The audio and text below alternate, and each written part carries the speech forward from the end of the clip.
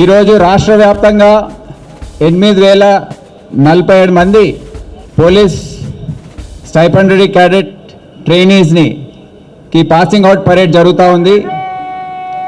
అయితే Hyderabad city police చెందిన 4 training సెంటర్స్కి 1,128 మందిని ట్రైనింగ్ కోసం కేటాయించడం జరిగింది.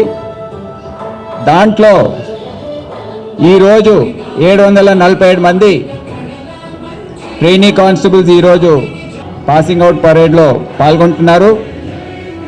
381 మంది ఉమెన్ కానిస్టేబుల్స్ తెలంగాణ పోలీస్ అకాడమీలో పాసింగ్ అవుట్ పరేడ్ వారు శిక్షణ ఇక్కడ పొంది అక్కడ పాసింగ్ అవుట్ పరేడ్లో వాళ్ళు పాల్గొంటున్నారు.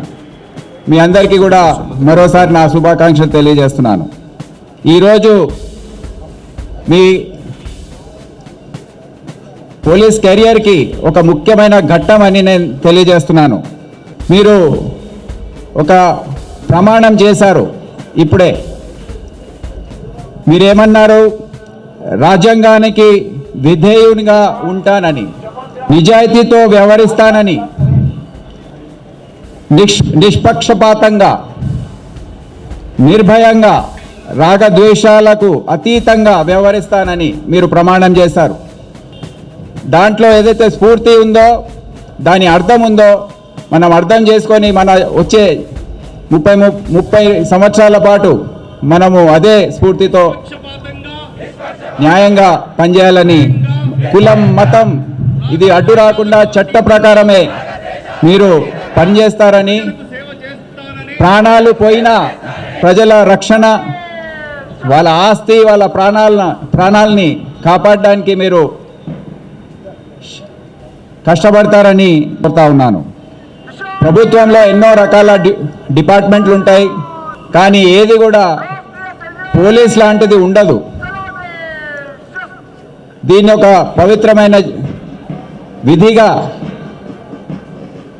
గుర్తించి మనము పూర్తి ఆత్మతో, విశ్వాసంతో మనము విధులు నిర్వర్తించాలని నేను కోరుతా ఉన్నాను.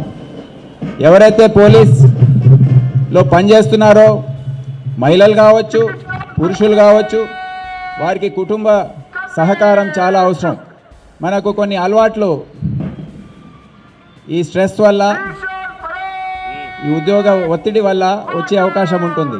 తాగుడుకి అలవాటు పడడం, ఈ చెడ్డ అలవాట్లకు బానిసలు కావద్దని నేను కోరుతా ఉన్నాను. ఇది మీ సర్వీస్ పూర్తిగా మీరు గుర్తుపెట్టుకోవాలి. ఇంకో సూచన నా తరఫున ఏంటంటే, మీ ఫిజికల్ ఫిట్నెస్ మీరు మెయింటైన్ చేసుకోవాలి. ఇప్పుడు ఈరోజు నేను చూస్తున్నాను మీరు ఎంత స్మార్ట్గా ఉన్నారో. మీ ఉద్యోగం మీరు సరిగ్గా నిర్వర్తించాలన్నా, మీ ఆరోగ్యం కాపాడుకోవాలన్నా ఇది చాలా ముఖ్యమైన అంశం. సభ్యులు కూడా మీ ఒత్తిడి వల్ల మీరు వాళ్ళని ఫిట్గా ఉండేటట్టు మీరు చర్యలు తీసుకోవాలని నేను కోరుతా ఉన్నాను. ఇంకో సమస్య మనకు వస్తుంది. మనకు ఎప్పుడూ అనిపిస్తూ ఉంటుంది, సర్వీస్ చేస్తున్న కాలం అరే జీతం సరిపోవట్లేదు, చాలా కష్టమవుతుందని. మనము దీంట్లోనే సంతృప్తి చెంది మన జీవన శైలి ఏదైతే ఉందో దాన్ని అడాప్ట్ చేసుకొని, దాన్ని మార్చుకొని అదేవిధంగా ఉండాలని నేను మీ అందరినీ కోరుతున్నాను. ఒక T20 క్రికెట్ మ్యాచ్ లాగా భావించవద్దు. చెడ్డ అలవాట్లకు, అవినీతికి, దీనికి దాన్ని ఆచరించి మనం ఏదో పెంచుకోవాలని భావించవద్దు. ఇదొక టెస్ట్ మ్యాచ్. 30-35 సంవత్సరాల పాటు మనము ఉద్యోగం చేసే అవసరం ఉంటుంది, ఓపిక అవసరం. ఇవన్నీ కూడా మీరు గుర్తుపెట్టుకోవాలని ఈరోజు నేను కోరుతా ఉన్నాను.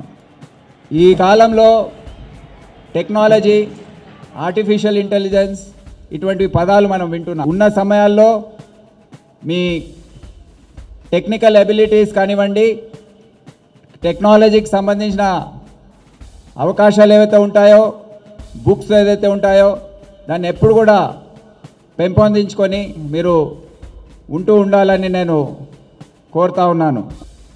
ఎవరైతే principals, vice principals, drill masters, outdoor indoor staff ఎవరైతే పాఠాలు నేర్పారో వారందరికీ కూడా హృదయపూర్వకంగా నేను ఈ సందర్భంగా నా కృతజ్ఞత తెలియజేస్తున్నాను, అభినందన తెలియజేస్తున్నాను. కార్యక్రమంలో పాల్గొన్నారో నా హృదయపూర్వక అభినందన తెలియజేస్తూ ఈ అవకాశం ఇచ్చిన మీ అందరికీ, కుటుంబ సభ్యులకు, పెద్దలకు, ట్రైనీస్కి